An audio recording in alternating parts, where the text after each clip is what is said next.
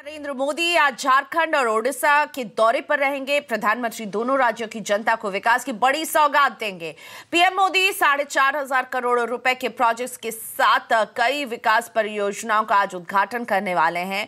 ओडिशा में करीब 3,300 करोड़ रुपए की राजमार्ग परियोजना की आधारशिला रखेंगे और इसके अलावा झारखंड के पलामू में 6 विकास परियोजनाओं की नींव रखी जाएगी।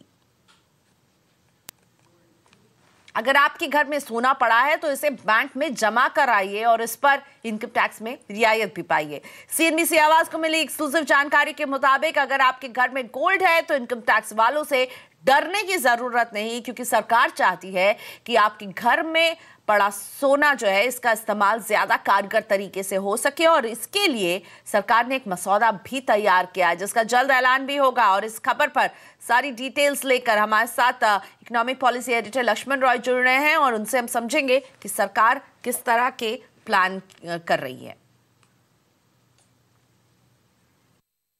इस योजना का जो मसौदा तैयार किया गया है उसके मुताबिक घरों में या फिर मंदिर में या फिर ट्रस्ट में सोना पड़ा हुआ है तो उस सोना को लेकर के आप बैंक में जाइए।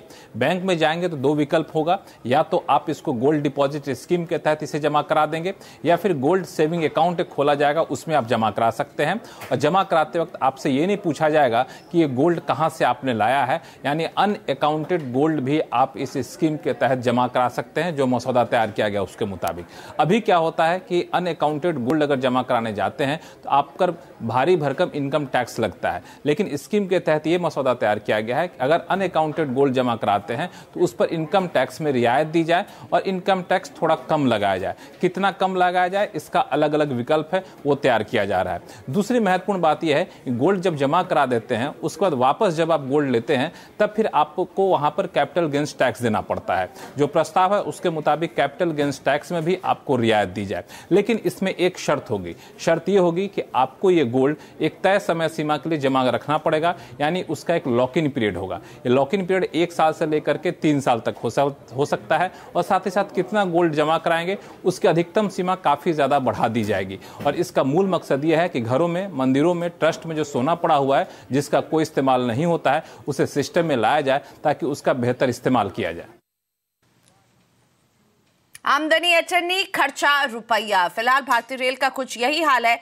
सूत्रों के मुताबिक रेलवे का ऑपरेटिंग रेशियो 112% के स्तर पर पहुंच गया है, यानी 100 रुपए कमाने के लिए रेलवे को 112 रुपए खर्च करने पड़ रहे हैं। आमदनी बढ़ाने के लिए रेलवे फ्लेक्सी फेयर से लेकर डायनेमिक प्राइसिंग तक का फॉर्मूला अपना चुका है। यहां तक कि समय समय पर अलग अलग कमोडिटीज के माल भाड़े में भी इजाफा किया गया। बावजूद इसके भारतीय रेल घाटे से उबर नहीं पाई।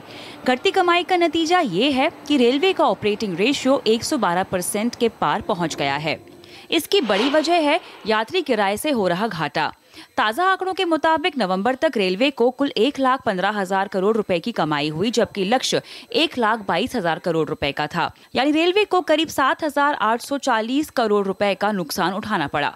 रेल मंत्रालय के मुताबिक बढ़ते हुए खर्च के पीछे बड़ी वजह है माल ढुलाई में कमी, यात्री किराए से घटती आमदनी और 7वें पे कमीशन का अतिरिक्त 22,000 करोड़ रुपए का बोझ जिसे मंत्रालय उठा रहा है।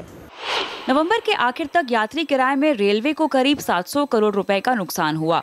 यह माल ढुलाई जो रेलवे की आमदनी का सबसे बड़ा जरिया है, वहां भी रेलवे की परफॉर्मेंस उम्मीद से कम हुई। हालांकि रेलवे को उम्मीद है कि गर्मी की छुट्टियों के दौरान होने वाली बुकिंग से दबाव कम होगा, लेकिन जानकारों का मानना है कि मार्च तक यही ट्रेंड देखने को मिलेगा, इसलिए जल्द राहत के आसार कम है। ऐसे में रेलवे को अपनी नॉन फेयर रेवेन्यू पर फोकस बढ़ाने की जरूरत है। दीपाली नंदा, दिल्ली। स्टॉक मार्केट को साइबर थ्रेट से सुरक्षित रखने के लिए एनएसई ने आईआईटी कानपुर के साथ एमओयू साइन किया है। इस समझौते के तहत आईआईटी कानपुर की साइबर सिक्योरिटी लैब और एनएसई की टीम साथ मिलकर काम करेगी, जिसमें साइबर क्राइम को काउंटर करने के लिए फाइनेंशियल मार्केट के लिए भी कई खास आईटी सॉल्यूशन तैयार किए जाएंगे। साइबर क्राइम की बढ़ती घटनाओं और इन्हें रोकने के लिए पर्याप्त इंफ्रास्ट्रक्चर की कमी को देखते हुए इस पार्टनरशिप का गठन किया गया है। Today is a very important initiative that NSE has undertaken with IIT Kanpur. As we know, cybersecurity is an exceedingly important area for the entire Indian landscape across the financial services sector, but also other sectors. सबसे बड़ी threat ये है कि किसी भी प्रकार का यदि साइबर अटैक्स हमारे क्रिटिकल इंफ्रास्ट्रक्चर पर हो, जैसे स्टॉक एक्सचेंज है या बैंक्स है या दूसरे फाइनेंशियल इंस्टीट्यूशंस हैं, तो उनको रोकने के लिए हम लोग तैयार